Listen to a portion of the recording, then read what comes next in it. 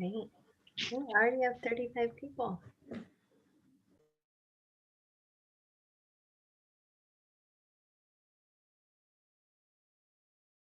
All right, I'm going to kick us off.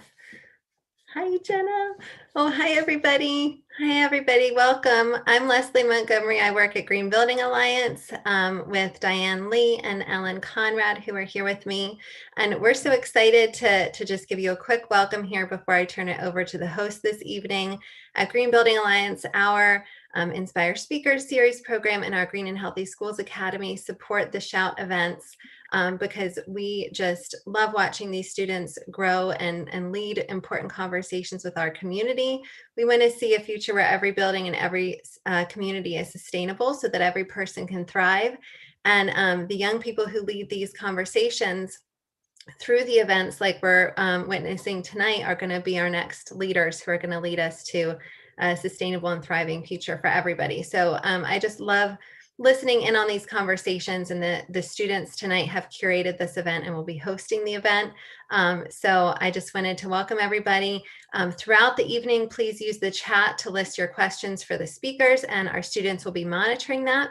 You can also manage your own view by clicking on the speaker view or the gallery view, and that will help manage your own view. We put this in the email reminder, but this is just one more reminder that we're recording tonight. And so with that, I want to go ahead and hand it off to this evening's host, Miss Cindy Nix. Hello, everybody. Welcome to this Herstory event celebrating Women's History Month and the importance of women in our society and in our community. We have a wonderful group of panelists tonight, and my role is to kind of let you know about Shout and about these great students that are hosting this event. Shout stands for Social Handprints, Overcoming Unjust Treatment. And about a year and a half ago, two students, Yamini Yapuri and Burfin Birkin, who are both panelists tonight, decided that there was a need for working on diversity, inclusion, and equity in South Fayette School District and community. And so they got connected with Dr. Herring, who is now our Director of Diversity, Equity, and Inclusion at South Fayette School District. And they had their first meeting in September of 2019. And since then, they've been on fire. They've been doing wonderful things in our district and around the state of Pennsylvania. We now have 11 chapters after just starting a year and a half ago. So these kids have worked on outreach, on letting people know that this is important to them, and reaching other school districts around Pennsylvania so that they can work together, not just as individual groups, but as a large group to promote diversity, equity, and inclusion. And some of the great events that they've already hosted just in this year and a half, and even during COVID, they've hosted 2 Handprints, Hill Footprints events. And one was virtual and one was in person. They have had a Black Lives Matter rally on campus. They have hosted a privilege walk, a Religions of the World speakers panel, a Divine Nine event that was celebrated during Black History Month and had a discussion panel of the importance of the Black Greek organizations on campuses around the world. They have had podcasts, and most importantly, they've written a book, and they each gave personal experiences of how they had social handprints overcome unjust treatment that they had felt in their lives. And we hope that you will order one of those books. There'll be some information later on in this event to let you know how to do that. The biggest event that's coming up for Shout is an online event, and it's going to be the Uncommon Conference, and it's going to bring together adults and students of like minds and share information on how we can promote diversity, equity, and inclusion around our community and around the world. And now we are going to watch a video of Shout members about Women's History Month. So I hope you enjoy with me this and learning from all these women and the unique challenges they've faced and how they've worked through it, and we can be inspired by them. Thank you.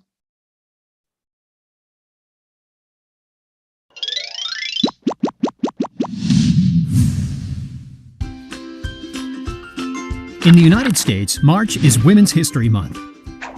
It honors women's contributions in all areas of life, as scientists, inventors, artists, politicians, and more.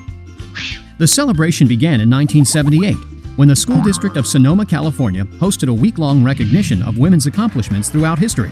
The idea spread, and in 1980, President Jimmy Carter proclaimed the week of March 8th National Women's History Week. 6 years later, an organization called the National Women's History Project convinced Congress to dedicate the entire month of March to women's history. Each year, a special focus for the month is declared by the National Women's History Project. For example, important artists like photographer Dorothea Lange and painter Mary Cassatt have been celebrated. Pioneers such as educator Mary McLeod Bethune, Clara Barton, who founded the Red Cross, Amelia Earhart in aviation, and First Lady Michelle Obama have also been honored. Women's History Month celebrates unsung heroes too. The countless women who helped when our country was at war, women who run businesses and volunteer in their communities, single mothers who work and raise families, and the unknown writers and artists in history whose works were never made public, yet teach historians much about our country's past. Which women in your life would you like to celebrate?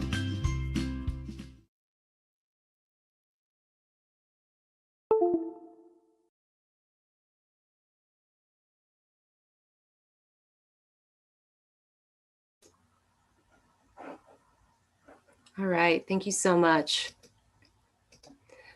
I will now hand it over to some of our youth hosts that are going to be asking the questions to our panelists tonight.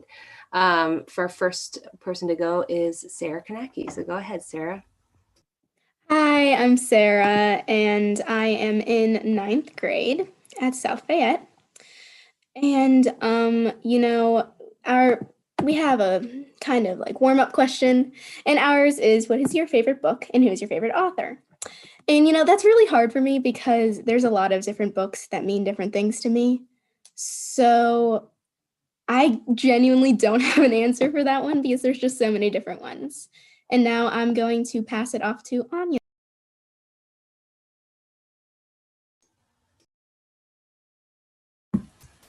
Hi, my name is Anastasia. I am a 9th grader at South Fayette High School, and I would have to say that my favorite book and author, my favorite book is Just Mercy, written by Brian Stevenson. I'm currently halfway through it, and it has been an uncomfortable but amazing book. However, a close second would have to be a book that I helped to write, Raise Your Voice, The Stories of Shout.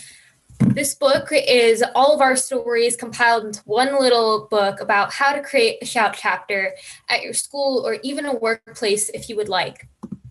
The link to purchase one of these books will be in the chat shortly. And we will also be having a book signing event on the 29th, so please make it if you can. I'm going to pass it over to Grace now. Thank you. Hi, I'm Grace. I'm a 10th grader at Avonworth High School, and my favorite book would probably be Out of My Mind because I really just think it gives a really good perspective. And so I'm actually going to be saying the first question to all of our panelists, and anyone is allowed to answer this. And it is there a time you broke down a stereotype, and then what happened when you broke down that stereotype?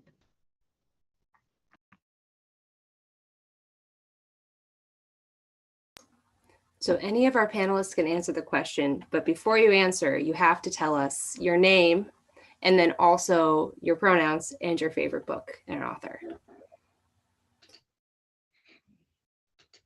Hi, I'll go. I'm Ann Sekula, she, her. And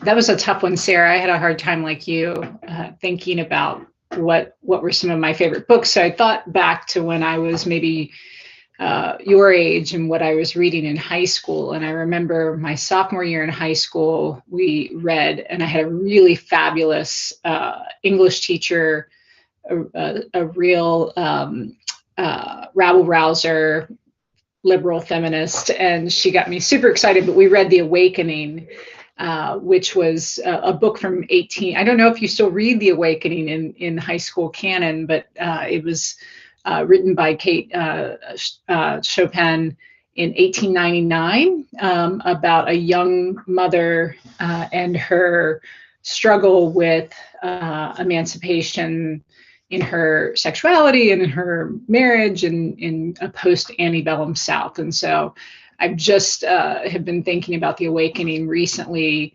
when an organization I founded called The Salon started up a feminist book club. And I thought, oh, wouldn't it be fun to revisit that? So I think one of those stereotypes that I broke down when I had my first child, I was 31. I'm 46 now, and I was really struggling with the balancing being a new mom and balancing my career. And I had a great boss at the time in a place that I worked that really allowed some of that flexibility where I could work part-time. I couldn't really bring my child into the office, but I did bring him in a sling to a meeting I was facilitating. And he was sleeping away, and I thought, oh, this felt so great to be, back at a professional experience when you're a new mom and you're just really sitting there staring at your infant, not really knowing what to do. And I get into the meeting and this one man said, I heard him say really kind of on the side to a friend of his, I come into work to get away from my children. And I thought, and it was one of those like just really kind of devastating gut punches in a way. But the best part, and I just continued to carry on those meetings, and occasionally would bring my child in a sling, and he was quiet and well behaved. And throughout my career later on during this time, I still encounter this man, and he's asked me for a lot of help, a lot of career advice, helping him get jobs and other things like that. And I always feel like I kind of want to just not answer the phone or his emails when he calls.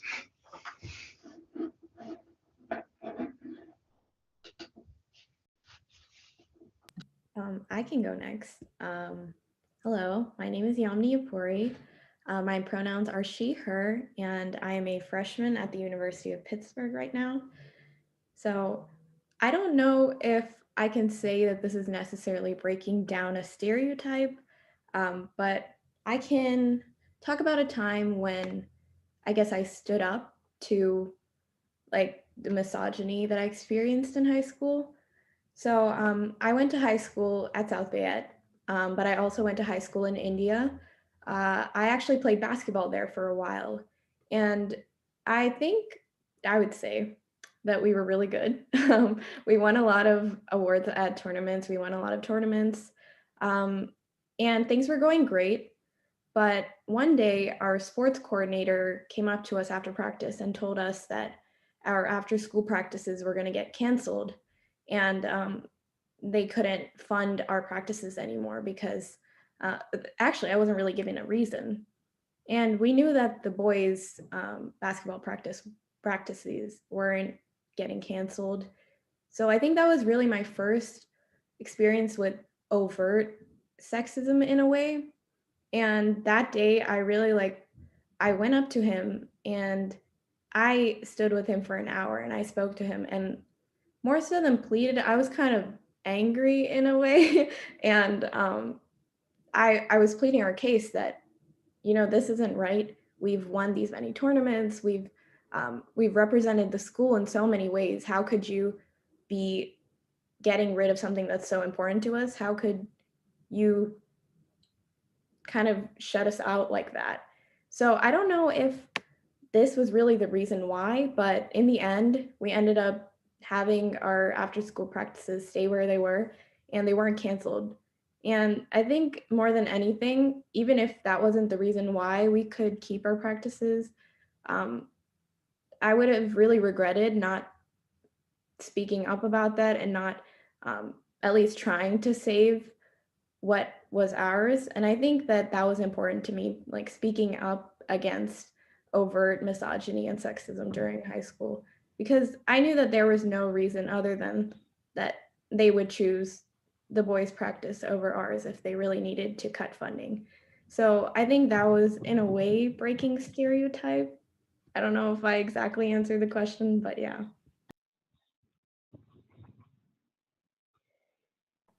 I can go next. My name is Doug, but mostly everyone here calls me Snow because my name means snowflake.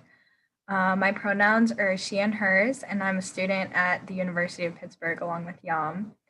And my favorite book, I think, would have to be Legend by Mary Lou, since Anya already mentioned our book.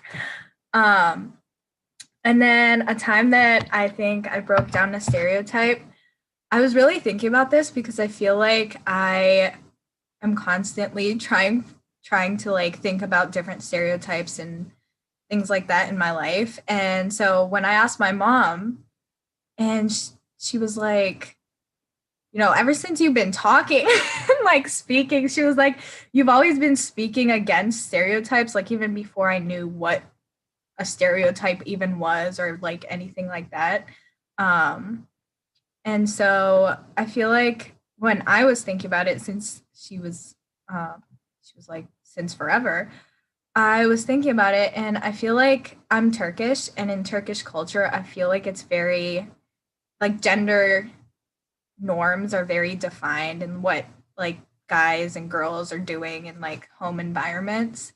And I grew up with 3 little brothers. So in my house, I feel like the one stereotype that impacted me and my family the most that I kind of broke was I told my family when I was little that I wasn't okay with like these culture norms, I guess. And ever since then, my brothers and my dad have always been like, I made them start helping me around the house when I was doing like chores or dishes, like after we ate. And they've started to like help out around the house.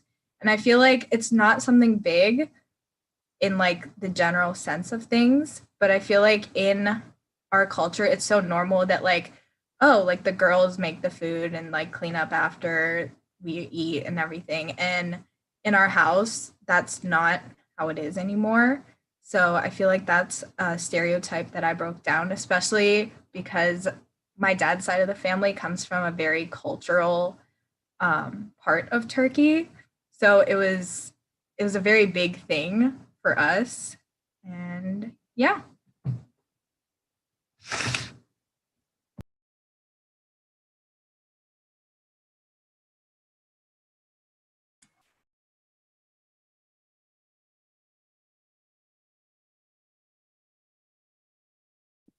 I guess I can go next. Hi, everybody. My name is Melissa Unger, and I am an elementary STEAM teacher at South Fayette.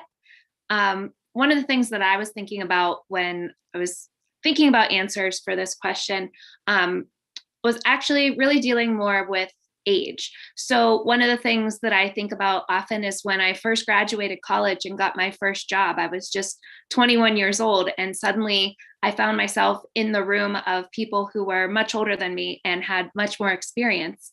And yet one of my first jobs was to lead different technology trainings. And I've been in situations where kind of maybe the attitude or the stereotype would be, oh, she's so young, or what is this kid going to teach me? And I feel like at first that was really scary because I started to think, well, maybe they're right. Like, what do I have to teach these adults? Like, I'm 21, what do I know? And I think breaking down that stereotype and realizing, having confidence in your own voice and having confidence in what you have to say and share with others was really important for me to stop believing that stereotype and starting to find my voice and show others really what I could offer and what I did know.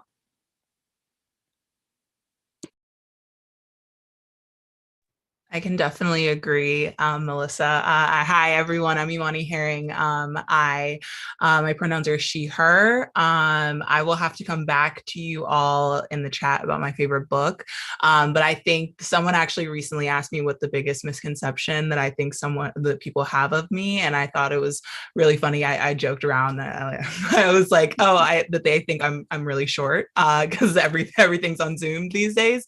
But then I think the other biggest misconception perception is right, like my age. And I think that I had a very similar experience where, right, I, you know, at this point, right now, I've have about 3 years of working experience and am managing a team. And so getting to that point and kind of finding my voice and my confidence and coming out of college 21 years old, and definitely really was a big challenge for me, and definitely, you know, breaking down stereotypes of, you know, this person, when they find out how old I am, they're like, you're only 21, you're only 22, you're only 23, you're telling me what to do. And I had to kind of get over that and find my voice and find my confidence. And it was hard and it was scary, but definitely great life skills for sure.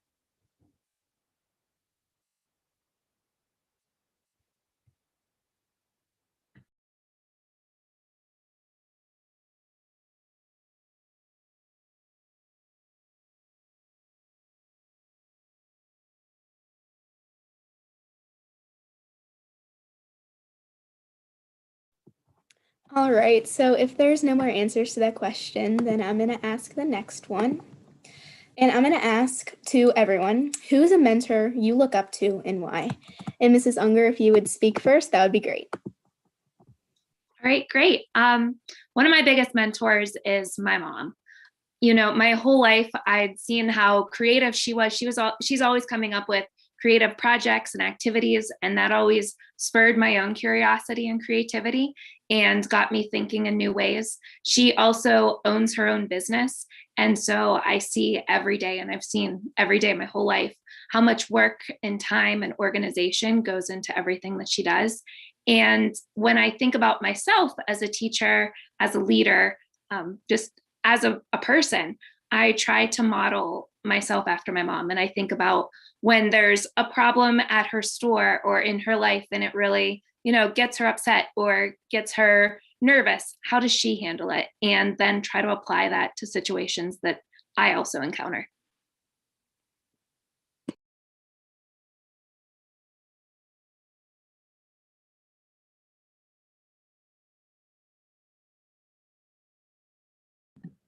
I would definitely have to agree.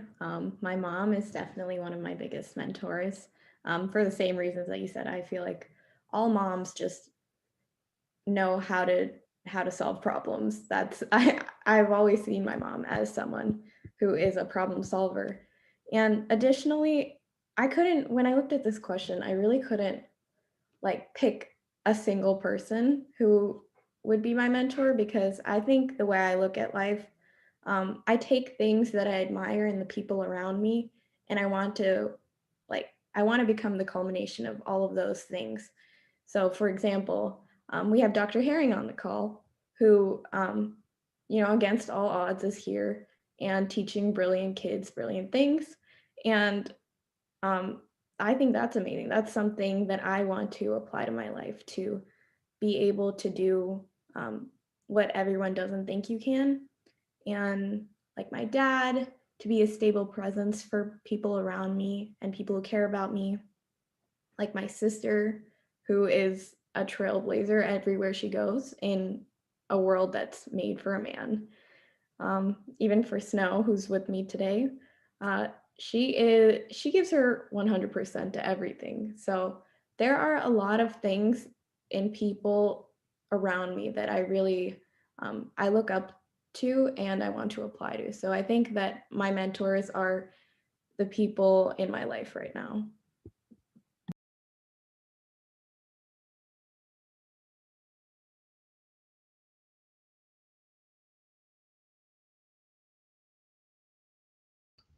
I'll go next. I think we all have to, give a, praise to our parents. I was the youngest of 7 daughters. And so my mom was doing a lot. I grew up on a farm. And so my father was working on the farm and my mother worked often with him, but also was managing a household of seven girls.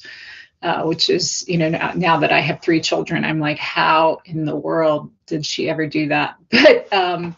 But she did not until I was a good bit older, work outside of the home. And so that was a challenge for me as I was trying to really, and she couldn't give a lot of guidance. She was the editor of her college newspaper, but, didn't really get to live that future until much later in her life, when I created a blog for her, and she's been able to find her voice again when she was probably 70 years old.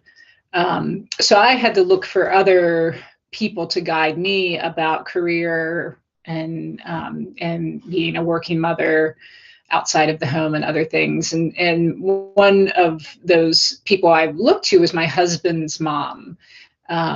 She, when you talk about, I think, age, as the oldest person on the panel, I guess I'm starting to feel my age a little bit, and how that can be very limiting for people.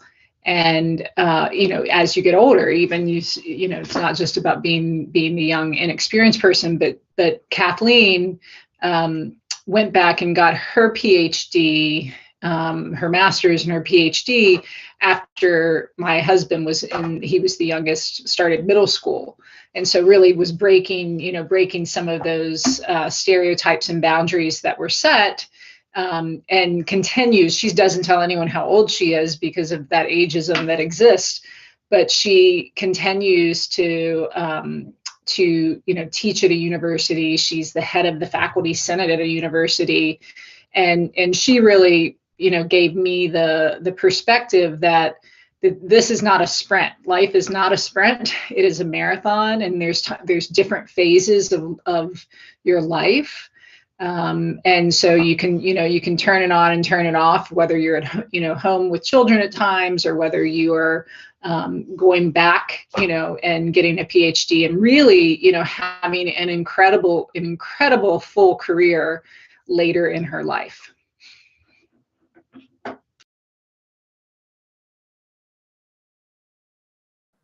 I guess I can go next.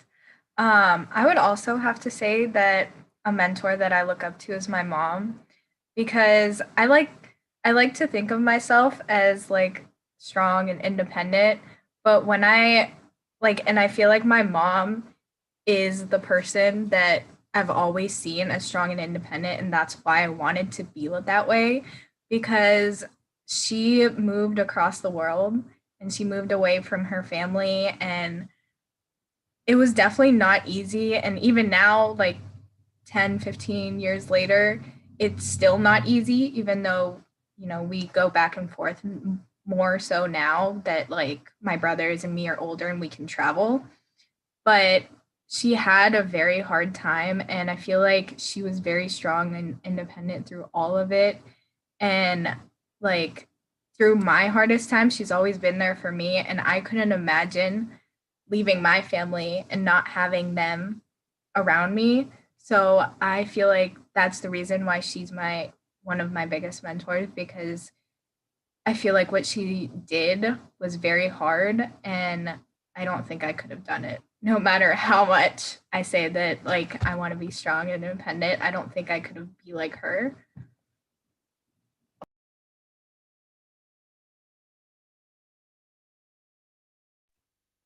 I can go next. I would say my biggest mentors are definitely my parents. I think that's definitely the theme here. I think that, they are right. My dad likes to call him my conciliary. I call him and I'll say, Dad, does it sound like a good idea? What do you think? And I'll run past the ideas past my mom. And if my mom says something is fine, it's like, my mom said it's fine, so I'm going to do it anyway. So I think my parents are definitely my biggest mentors. And I think what makes them even more special as mentors is that where they have found that they have gaps in terms of, you want to go and work in corporate America, you want to work in tech, right? You want to have these, you want to be a doctor, right? They really found mentors that didn't have the skill sets that they had, and introduced me to them, and, created those relationships that I will have forever. And so I'm so grateful for that, and have then and they also have also empowered me to go and find mentors. And so some of my biggest mentors actually, and I'm proud to say this, is that I work at a company where our executive team is more than half women. So more than 50% of our executive team are women. And so I found mentors in that space. And now I have the confidence that my parents in the toolkits that my parents have really equipped me with to, seek out those mentorship opportunities. So definitely my parents created that foundation, created those relationships, and have empowered me to seek out mentors in the workplace.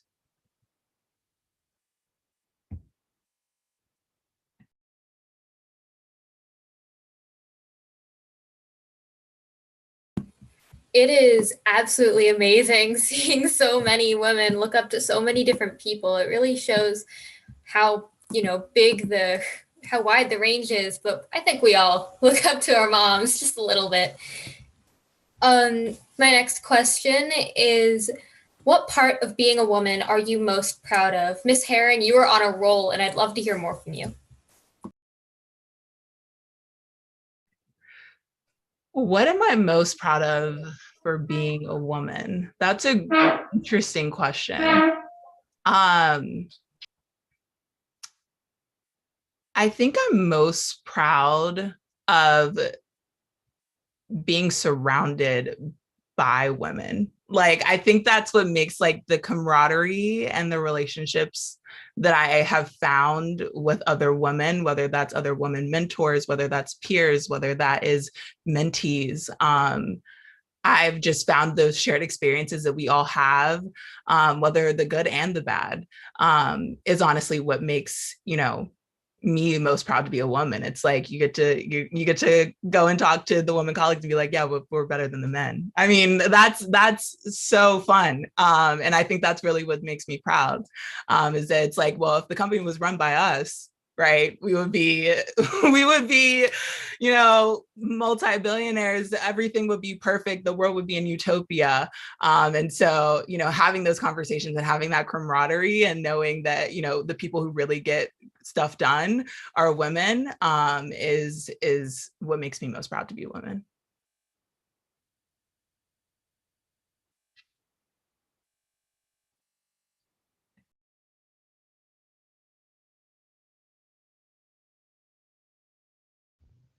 I'll go. I don't know if I'm the only panelist that is a mother, but it's pretty cool to be able to, I think it's the thing that, the one thing that, well, we can do a lot of things that men can't do, but men definitely can't do that. And so it's really, that's a really cool experience. But I think, more than that, and something that I think we're all realizing are some, and these are not just a gender specific, but they are feminine characteristics that are very, very needed in this world, and becoming more and more recognized as something that women are quite good at, around empathy and compassion, and listening, and really, wanting to think sort of broadly and more holistically about things. And I think, those are characteristics and skills when you think about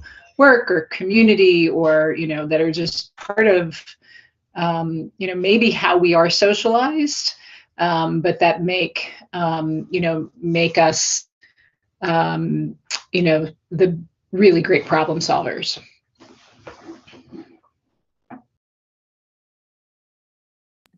I would completely agree with that. I was actually going to say, I think what I'm most proud of is my empathy and open-mindedness, plus all of the things, let me say that again, are my empathy and my open-mindedness. And I think that contributes a lot to not only my emotional intelligence, but also my intelligence in general, because this is a common characteristic that women share: empathy and open-mindedness, as I said.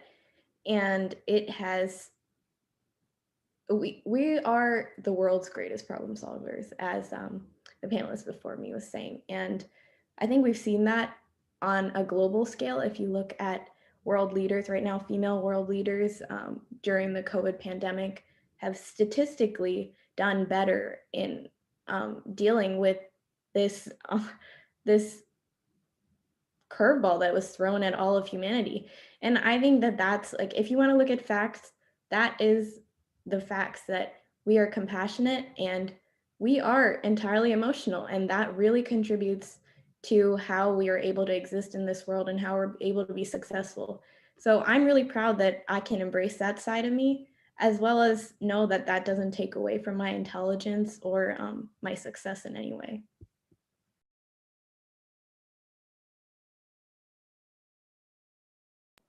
I definitely agree with what you said, Yam. I feel like generally people always assume that the fact that women are more emotional or think more about others makes them weak, and like it impacts their decisions negatively. People think that like women can't think right because they're so emotional, or they can't make like an unbiased decision, I guess.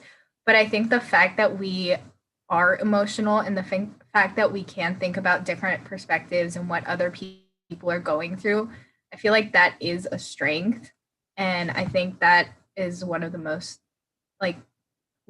biggest things that I'm proud of about being a woman, is the fact that I can make decisions using my emotions when I need to, and using my mind when I need to, and being able to put both together, instead of just how people think that that women only think with their emotions.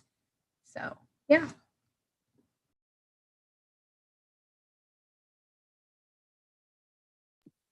I agree with all that was said. And I think one other thing to add is something that I'm always really proud of is the community that I have, you know, my friends, my mentors, the people who surround me, and who really help to boost me up. And I think one thing that I'm really lucky to have is a lot of female friends who are just as excited about certain things as I am, or just as focused on specific topics or interests.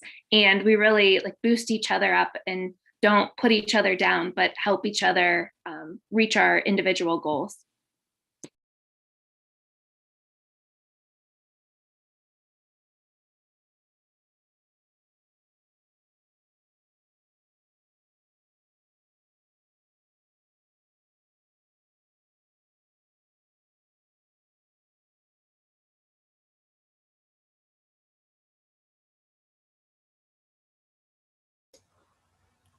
All right. Thank you to our panelists for answering all of these awesome questions.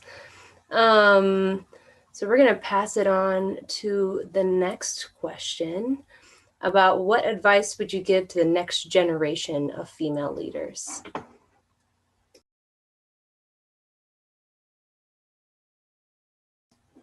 Yamini, do you want to start?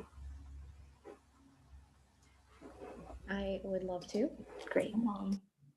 I think this question I can answer this using what I was saying about the last question.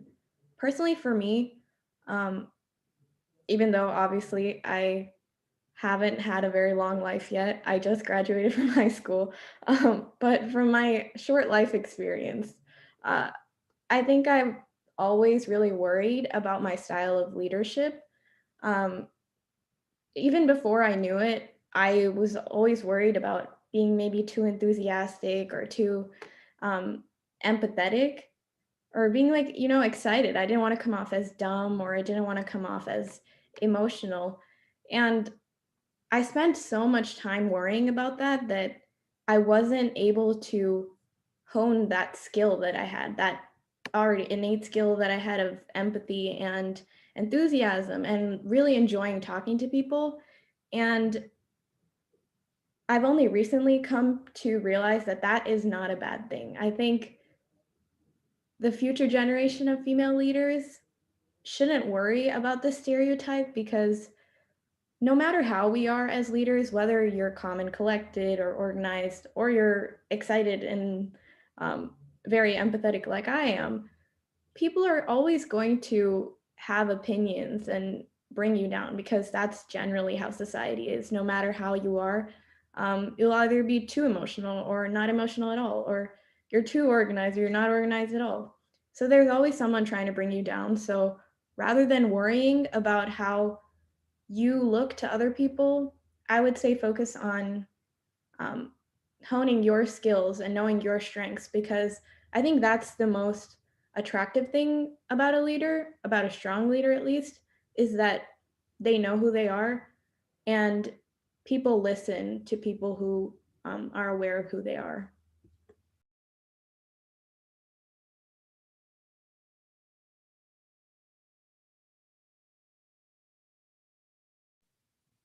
Hi, I'm Kaylee Stoltz. I'm a paraeducator at South Fayette High School. Yamini, I was like beaming when I heard you. Everyone has been talking about empathy, and that's something that is so important to me. And for so long growing up, I struggled with being like called sensitive, or like things would make me like cry or make me feel sad. And I really struggled with that. And even in my later years in job interviews, when they would be like, what's your biggest weakness? I'd be like, that I have a really big heart and like I'm really sensitive. And now I'm like, oh, like why did I ever think that that was such a bad thing? And I think for future leaders that are women, I think that we need to embrace and really propel forward in our empathy and our eagerness to be nurturing and to look at others and kind of put ourselves in their shoes and feel for them. I can't stand that empathy or being sensitive for others has become or has always been a bad thing. I really want us to propel forward in that empathy.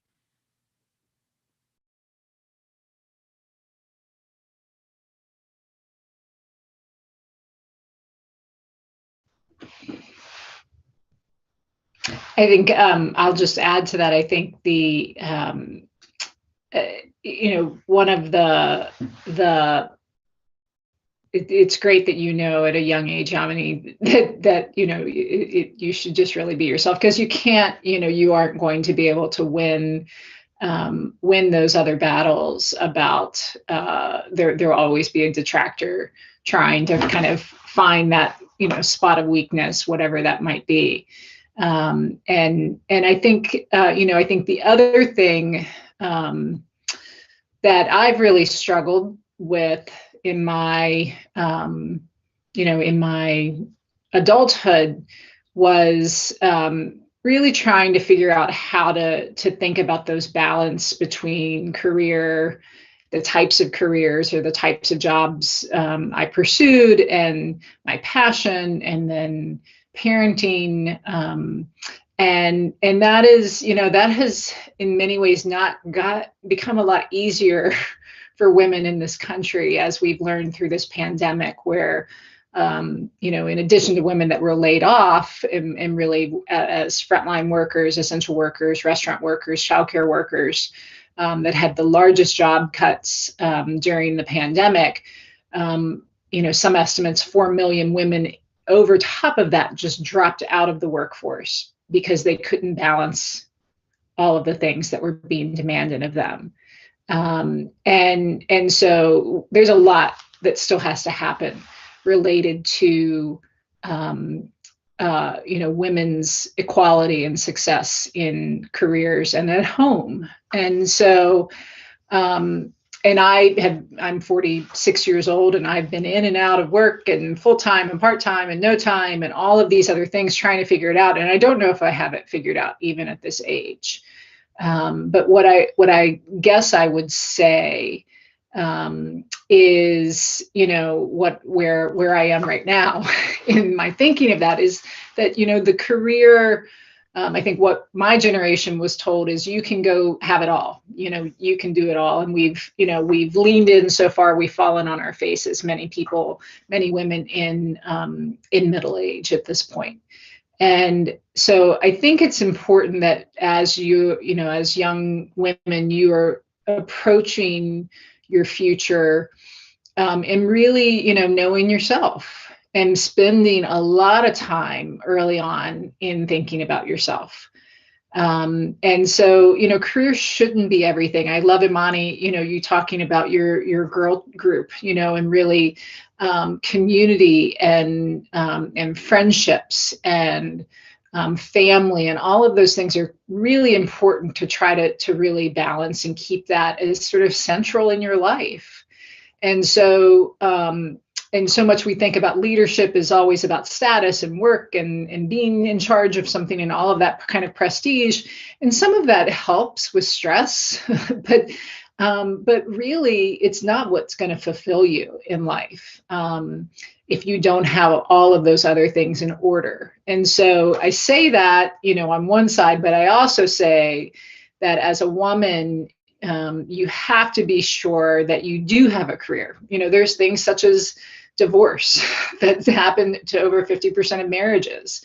And so if you have given up yourself and your career for that, you really are going to be left behind. Death. I had a sister who, when she was 44, her husband died. And so she became a single mom of 2 children and the sole breadwinner for a whole household. So you do have to have a good financial ground and basis and a strong platform to take care of yourself.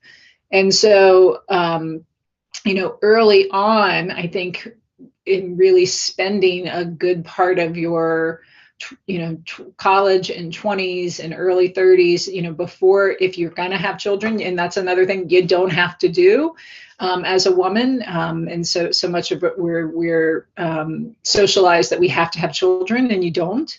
So that's part of knowing yourself and knowing really what you want for your future, and that you can have a very full life without being a mother. It's something that I wish somebody had said to me as well.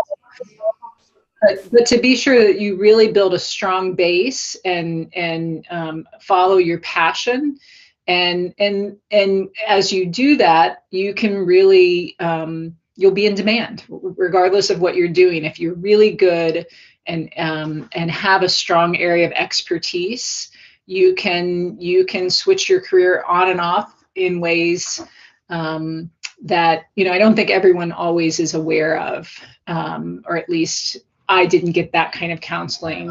I got counseling. This isn't a really good job for a mother. You shouldn't become a doctor, Anne. That'd be too hard to be a mother. Those type of things. Don't listen really to any of that. Follow your dream and your passion first.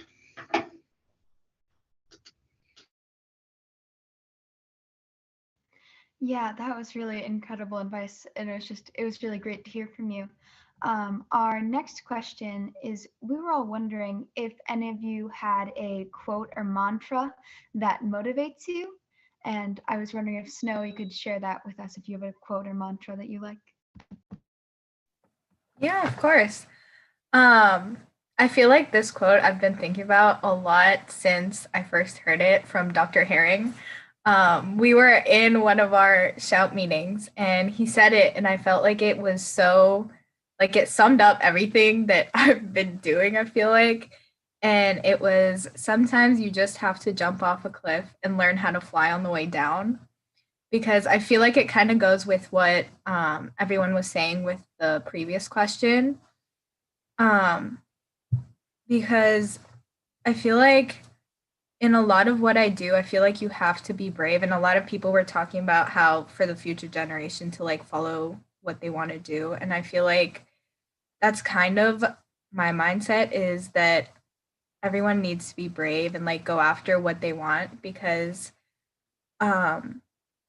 when I was like a sophomore or junior and I wanted to make a difference, but I didn't think I would be able to. And I feel like Yam's enthusiasm and Dr. Herring, like helping us go through it and all of his amazing ideas, I feel like they helped so much.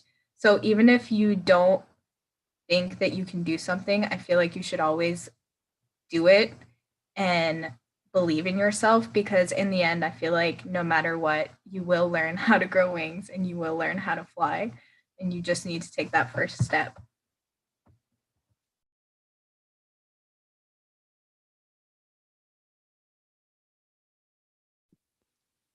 One of the things that I usually think of, or just try to remind myself, is that you can always try again. I think that's sort of my mantra sometimes, because often I'd find myself doing something, whether it's like something creative, something in my career, something in my personal life, and it like doesn't work out. And I'm so quick to be like, well, that was bad. And like, just disappointed, but reminding myself that you can always try again, change things up, and kind of rework whatever plan or whatever idea you had for the next time, I think is really important, especially when you're thinking about being a leader and taking charge and creating something new. You don't want to give up too easily or too quickly when you might just like be at the cusp of figuring something out or discovering what you're really looking for.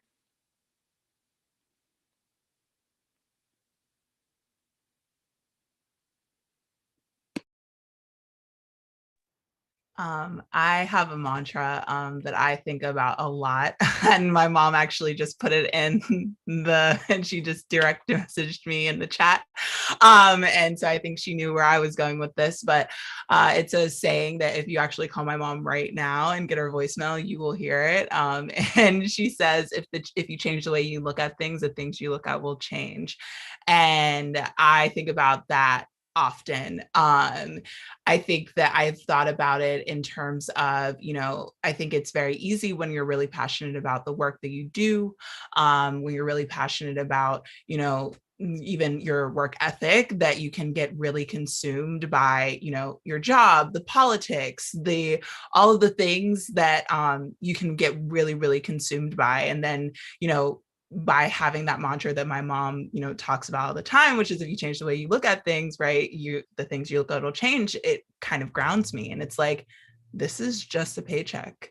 This is like, right, even though I'm so passionate about what it is, it also, I also have to think about like, I have a life, right? This is not just my life.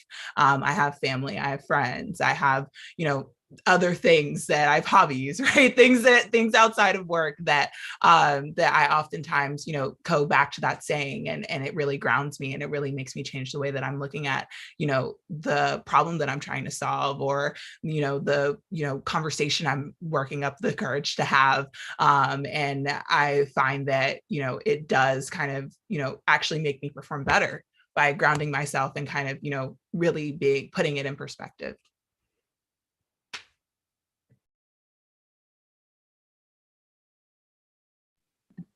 Going off of that, Amani, there's an artist that I follow on Instagram. Her name is Sarah Hingley, and the other day she posted this little frog, and the bum really made me laugh that it has, but it says, I could do that thing, but I simply don't want to. And I think it's just important to remember that we don't always have to be doing something. We don't always have to be busy. I think in our culture, there's this sense of like glorifying being busy, right? It's like, let me tell everyone everything that I'm doing or everything that I'm involved in. And then when you sit down and take a break, it's like you feel really crappy about yourself. And I think it's so important for us to realize that it's okay to take a mental breather. And unfortunately, the pandemic was really the like slap across the face for me that made me like sit back and be like, wow, it feels good to really just like baking banana bread is really giving me all the serotonin that I need right now. So I think with the mindset of taking a break is a good thing. I think that's really important. Plus, I really like banana bread too. One quote I have is actually like a song lyric for all my fellow Hamilton enthusiasts out there. It's the line from the song. It says, if you stand for nothing, Burr, what will you fall for? And I like to replace Burr with my name. So if you stand for nothing, Yamini, what will you fall for? I think one of my biggest fears is turning apathetic one day to all the problems surrounding me and not feeling enough to care about what is going on. So I think this quote reminds me to stay grounded and not to overwhelm myself, but to always care about what everyone's going through, to always care about problems, because when you fall down, everyone around you is there to pick you up. So if you're not willing to do that for others, they won't do it for you. So that kind of solidarity, I think it reminds me of. And it just reminds me to always do the right thing, which is very ambiguous in this world, what the right thing is. But I think it just reminds me to stay motivated, to keep educating myself, and try to do my best. Yeah.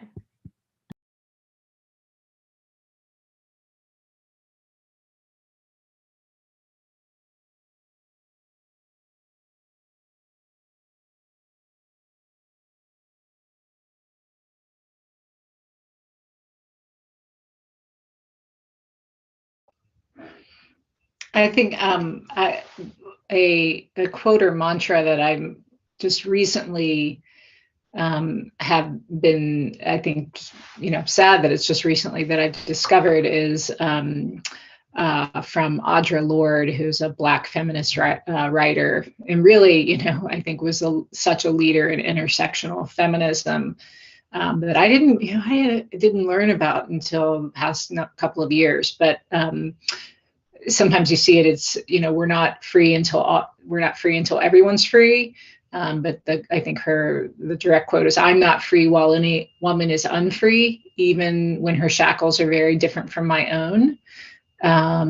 And so you really think about that. And when you think about feminism and sort of the things that we sometimes are fighting for individually for ourselves in our workplaces or our communities, is that we really need to focus on the fundamental freedom for all women in gender specific equity, and that it's, the little bit that I might be able to get for myself is just so marginal.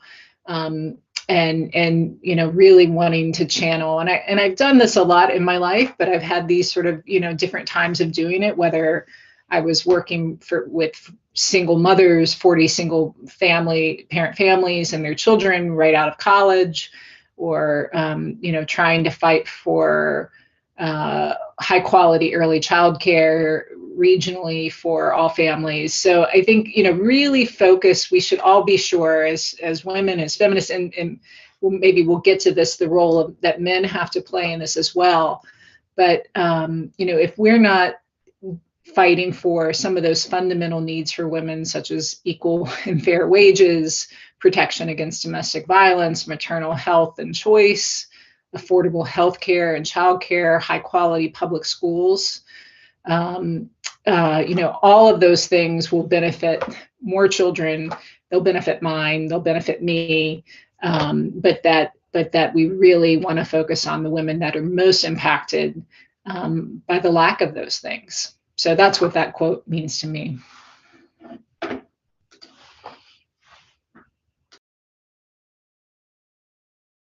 That was absolutely inspiring and wonderful. I now have a handful of quotes to take with me to the grave, and I couldn't be happier about it. Now we're going to enter into our Q&A session. So if you, the audience, have any questions that you would like to ask our panelists, please put it in the chat and we'll read them off. Our first question is from, please forgive me if I pronounce this wrong, Charlize George, and it is, what advice do you have for young girls who may also find themselves in a situation where they're leading a group with more experience or age? So basically, what do you do when everyone in the room has been here longer than you?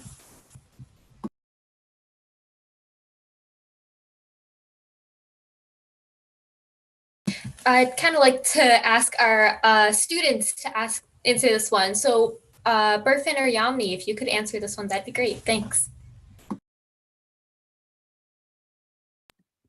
I can go first. I think, so my last year in high school, my senior year in high school, is when Snow and I met up with Dr. Herring, and we did obviously a lot of fundamental planning for the club, but one of our biggest roles was kind of connecting with more organizations like the Green Building Alliance and connecting Shout to the GBA. And for that, we needed to speak to all of these adults and all of these educators and people who work at GBA, like Ellen. I met Ellen through Shout. And that was really nerve-wracking because a lot of these people have so much more experience than us. They're so much, well, not so much, I'm not gonna say that, but they are older than us. So I think the biggest thing for me was that I was intimidated before I even knew the people. just because I knew that they were older than me and more experienced. But I think it's always important to remember not to be intimidated before stepping into that room, because when Snow and I were there, we knew what we were talking about, and our audience was very receptive of that and very eager to learn what we were trying to communicate and the ideas that we were trying to share with them. So don't sell yourself so short before you step into the room, is what I would say. I definitely agree with that. I feel like most of the nervousness came before we even like knew who we were talking to or like the people specifically. And I feel like the message that you're putting out there is more important than your age or your gender or anything really. And because like Yam said, like we knew what we were talking about and we knew how important it was. And I feel like it doesn't matter if the people that you're talking to are older than you and it makes you nervous, because you have a different perspective. You might have a different perspective than them, or you know that your message needs to be out there. And I feel like once you know that, you have to be confident enough to just go for it, because like what you have to say is important and it makes a difference. And if you never say it, it's never going to be out there. So I would just say that you need to know how important your message is and how important it is that it gets out there.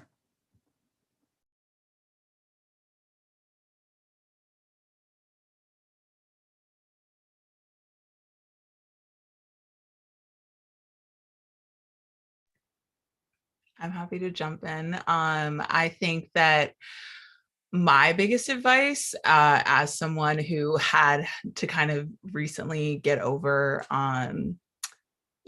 having to tell a lot of people that have more experience and are older than me what to do, is that if you are in that position where you are in that leadership role, you have likely, as someone who is younger, as someone who's a woman, in my case, right, someone who's a Black woman, likely had to overcome a lot more obstacles to even be in that leadership position, and are likely more qualified than everybody in the room to talk about the things that you are there to lead and talk about. And so remembering that, and kind of almost like, I think it's like, right, kind of like picturing the room when everybody has their underwear on. It's like similarly, like, right, you are the subject matter expert. You are, the one that is really qualified to be in that leadership position. And so reminding yourself of that is really, really important and has helped me a lot in terms of, being able to lead and lead with confidence.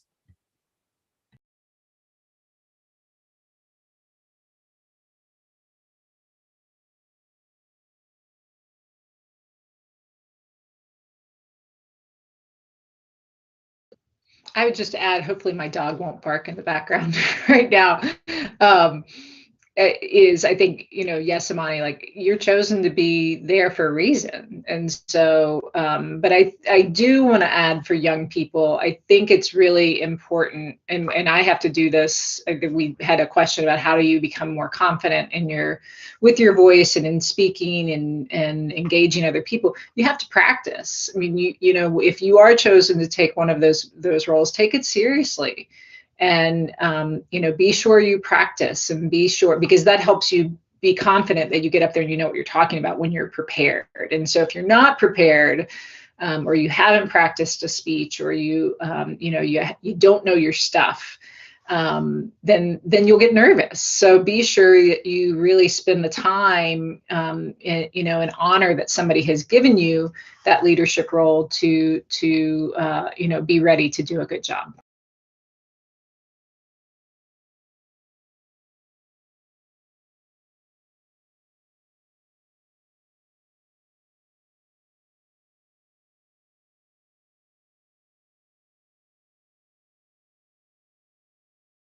So our next question is, was there ever a time that you realized you needed to sort of shout to be heard. Um,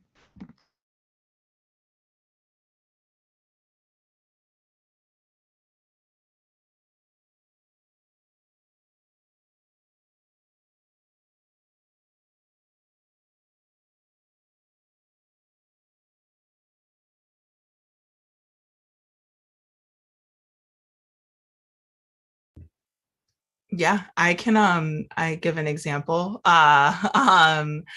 where I actually pretty recently I had to have a very, very hard conversation at my workplace about a leader that I was dealing with. And I had to talk to his boss, who reports or is basically like his boss is the CEO.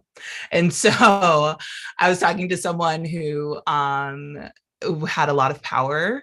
And while I didn't necessarily shout, I had to find the voice to actually have the conversation. And I will even admit that when I was having that conversation where I felt like it was probably, maybe it was too petty, right? Or, should I be tattletaling on this person and what they've done? I was really, really nervous and I was shaking. My voice was shaking. I didn't know. I thought I would maybe cry. And finding my voice and having that conversation where I had to kind of shout out loud and say, this is not acceptable and I won't accept that. And I had to do it very scared.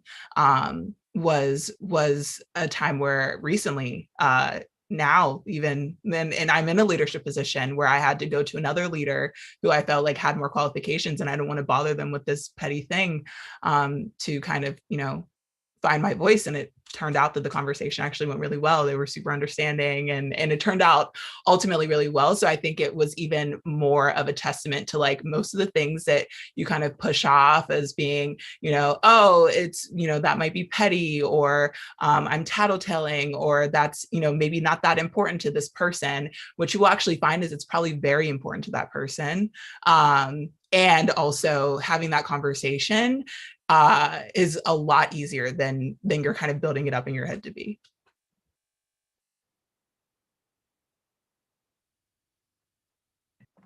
I just want to jump in really quickly. I feel like thankfully nothing comes to mind about having to shout to be heard. And I just want to especially thank Dr. Herring for making that possible, because I feel like he always made me and Yam and all of the other Shout members feel like our voice was important.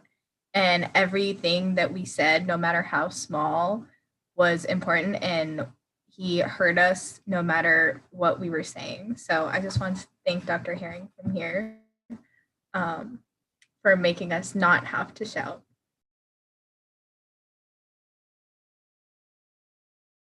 I'm going to piggyback off of that because I completely agree. A lot of times I think of how difficult it would have been to establish Shout. We were called the Student Diversity Leadership Committee before this year. Sorry, my voice is getting hoarse. So we were called SDLC, and we started off with 8 members, I think. And it was really hard to gain traction in the beginning. And I think we would have definitely fizzled out just because, as a high school student, there's so much going on, and a lot of people don't feel very connected to social issues because it's really just go to school, do your homework, and then repeat, wake up, go to school, do your homework. So it's easy to feel disconnected from the real world. And not a lot of people were very interested in what we were doing. So having the platform that Dr. Herring had and him giving us a lot of space to really share our ideas and giving importance to our voices was why we didn't have to shout, like Sil was saying. So I thought that was really important.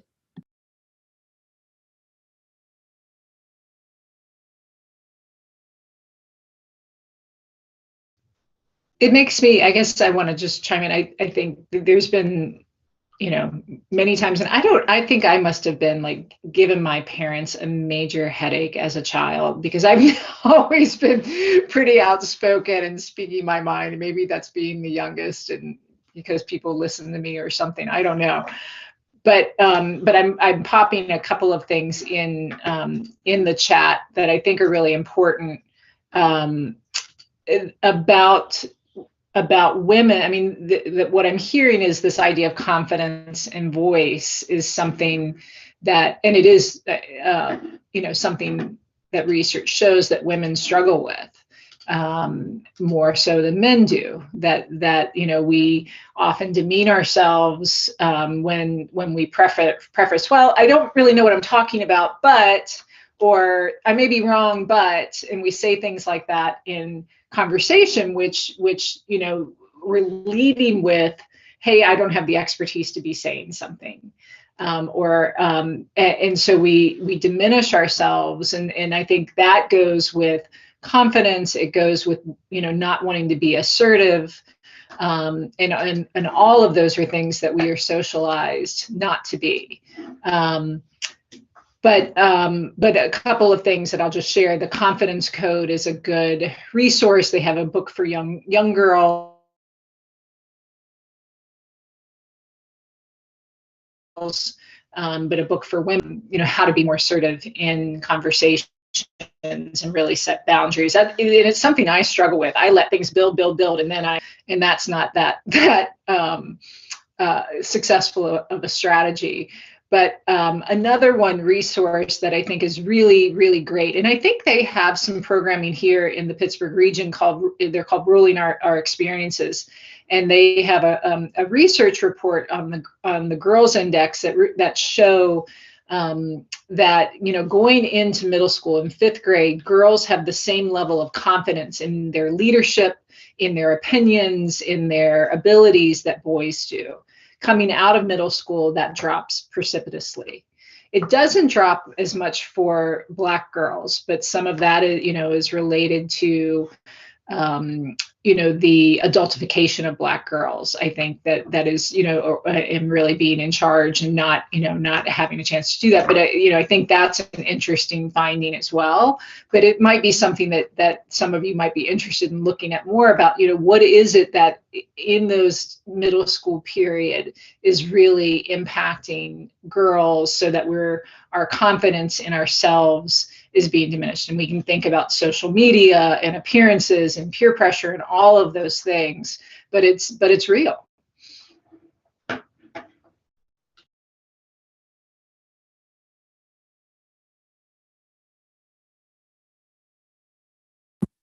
Those were all wonderful answers. Thank you so much. Our next question is that in Shout, it's from Zach Betts, one of the guys on the call.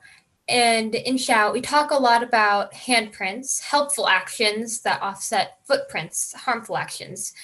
What is one way that women specifically can help to bring about handprints? Ms. Unger, I'd love to hear more from you on this one, since you are a teacher and I can guess that you've done a lot with handprinting. I think that's a really good question. And I think one of the ways, when we were talking earlier tonight about just women's empathy and our compassion and our emotions, and how we can really apply those to different experiences. I think so often, in my classroom, in our schools, outside of school, just thinking about what are those opportunities to really create opportunities for empathy among kids and among adults, among everybody. And how can we get kids, especially, I think, to call out those emotions and those experiences, and getting them to reflect on how their actions are impacting others. I work with kindergarten, 1st and 2nd grade students, so they're a lot younger than you all, but just even getting them to think about, well, what does it mean to be a good friend? And how can what I do as a good friend, really, how can that impact other people? And I think focusing on that and building on that as we're going through our days, whether it's, just holding the door for someone or something bigger, can be super impactful.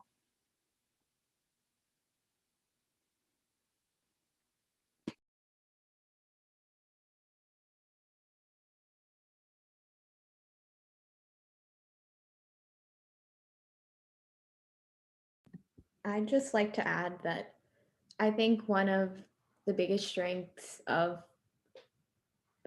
one of my biggest strengths in the women around me is that we are multifaceted. So like Miss Unger was saying, we can be compassionate, we can be intelligent, we're hard workers, and everything we've achieved usually doesn't just come to us. We have to work really hard for it. And I think that like our ability to fashion ourselves to fit whatever scenario is necessary is how we can shower this world in handprints, because I think that we are very malleable when it comes to scenarios. At least that's been my experience, and the people around me, the women around me that I see, we can take on any scenario and any situation, and we'll be there when people most need it. And I think that is how we can give everyone handprints, because we're there when people most need us.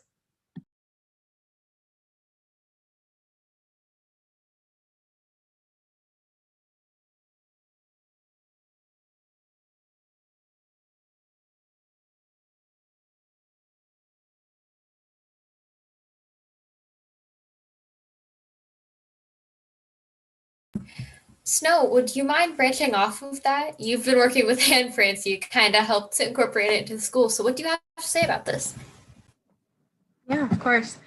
I feel like one of the biggest handprints that we can do is lifting people up instead of tearing them down. I feel like we live in a world, especially with social media and just like the internet in general, where people are constantly trying to like bring each other down and like break their self-confidence, I guess. And I feel like one of the most important handprints is to be able to bring other people up. And I think that's also what being a leader is all about. Like you have to help others up on your way up as well. And I feel like that is one of the biggest handprints that women can do, is just help other women up. And not even just other women, just like people in general as well. Like you need to constantly be helping others while also helping yourself.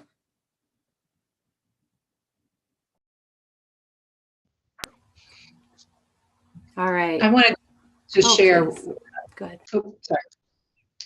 Just a quick point to that for the men on the call, as well as the women. The women who are can lead as well. One of the main challenges for women in their careers is this idea of maternity leave, and really until recently, paternity leave was not so much of a thing. And women were afraid to take the time off that their children need to be nurtured in those really early stages of life, if they were even in a job where you can take that kind of time. And one example that I've seen, as you have more women in positions of leadership, the understanding of this, and how when a man is not taking paternity leave, then they are really impacting those women who work around them. And it was just an interesting story. My nephew, he's probably 30 years old or so, had he and his wife had their second child, and his boss is a woman at a big multinational corporation, and she came to him and said, I noticed you haven't taken your month off. And he was like, well, and Stewart doesn't work. I'm fine. We've got help, those kind of things. She said, you need to take that month off. I'm requiring you to do that. Because it's given to you. And if you don't take it, the woman that sits next to you isn't going to be able to feel like she can take it when she has a child. And so it's just, that it's that kind of thing that you don't often think of. But had that, that woman who was overseeing him, it was going to be a challenge to have him away for a month for sure. But she was, that to me is like an idea of a handprint of really trying to kind of, move people forward, support others. And I think that's the way that hopefully men will start to recognize their very subtle ways that they can, change their actions in places of work that can support their female colleagues' success.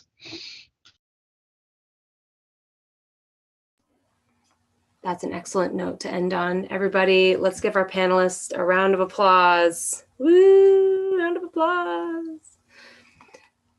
And if you haven't seen it already, Sarah put a great prompt in the chat about a word that comes to mind when you think of being a woman.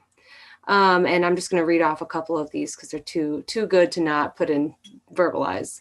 So we got courage, confidence, independence, power, bravery, strength, understanding.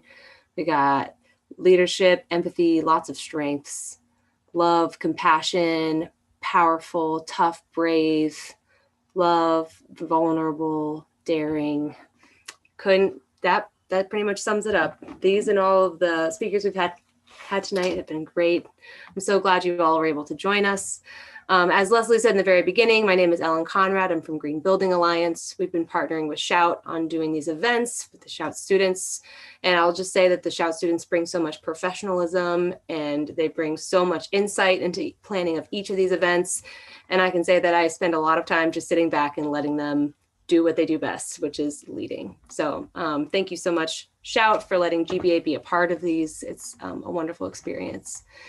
And so just to finish everything, close it up, I'm going to hand it over to Dr. Herring, who is the person who's leading these youth. And Ms. Nix, thanks again for opening us up this evening. And after he's done, then we can wrap it up. So go ahead, Dr. Herring. First and foremost, thank you, Ms. Conrad. I really appreciate you and all of the wonderful people at the Green Building Alliance, mostly women. And so therefore, this event would not have happened if it wasn't for you guys, because I'm looking at Ms. Diane Lee, I know Ms. Montgomery, yourself, Ms. Kramer's on the call, and you guys have opened up your hearts, your minds, your talents, and you've just given so generously to all of us to be able to put on these events. I think this is our 4th or 5th event, and each one gets better. So I am so humbled and honored to be working with such a phenomenal group of women such as yourselves. Secondly, I'm just overwhelmed by the students. I want to just call all of them out in the first place, but one in particular, I want to call out a new person who's from a different school district who decided they wanted to be a part of this. Grace is actually a part of the Avonworth School District, and she's a member of Shout at Avonworth. So she's a member of one of our other chapters. And as you can see, some of the people in the call are clapping like this. And we started this in Shout. This is what we call the money clap.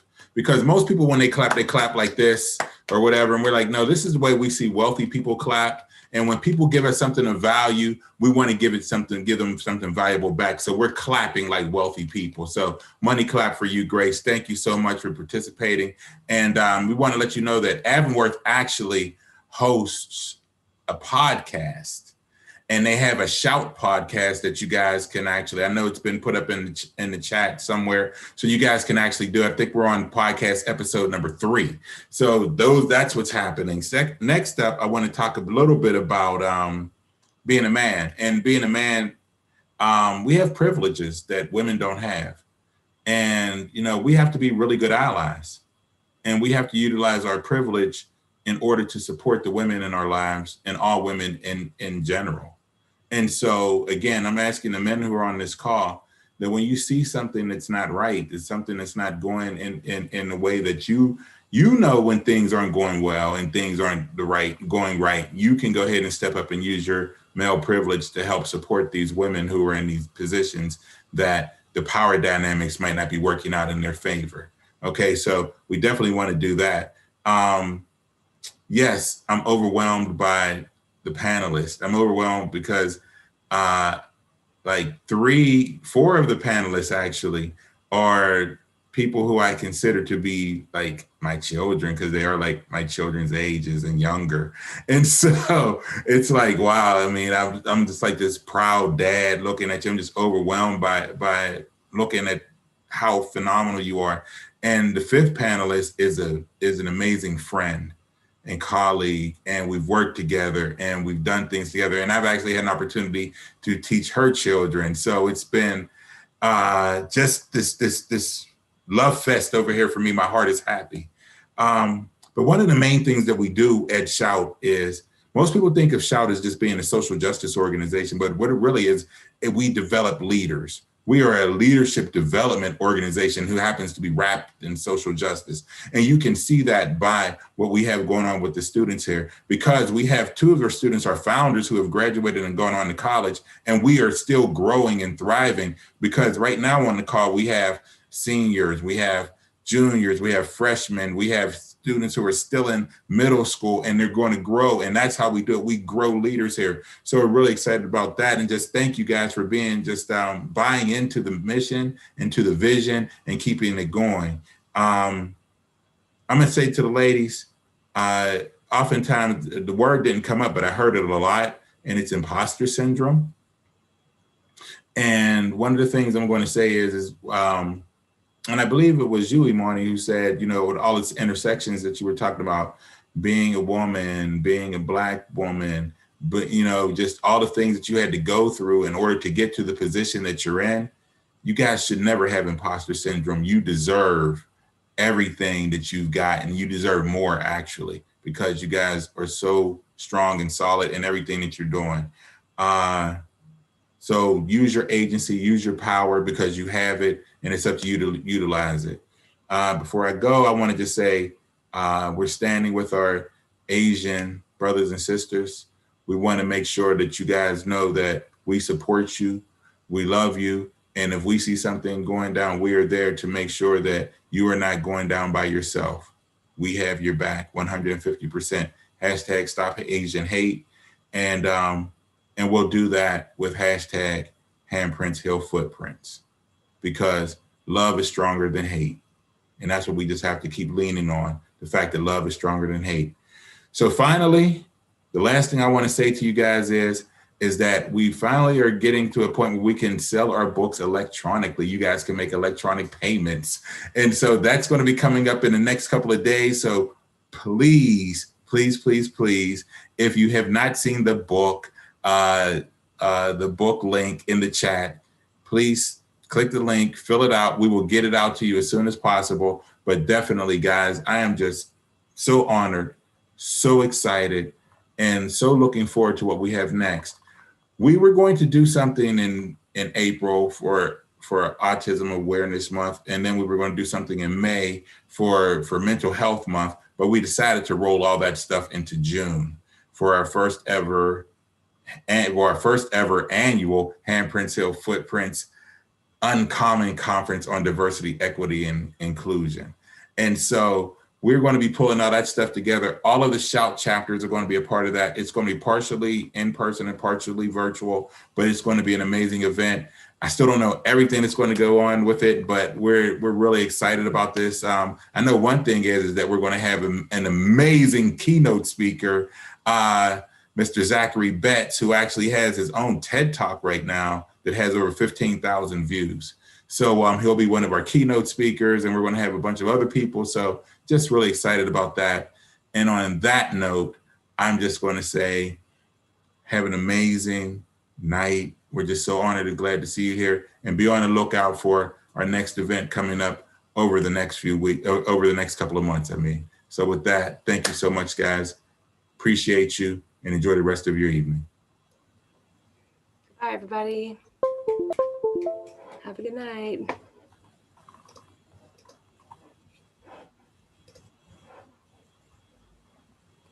Great job, everyone. Awesome job.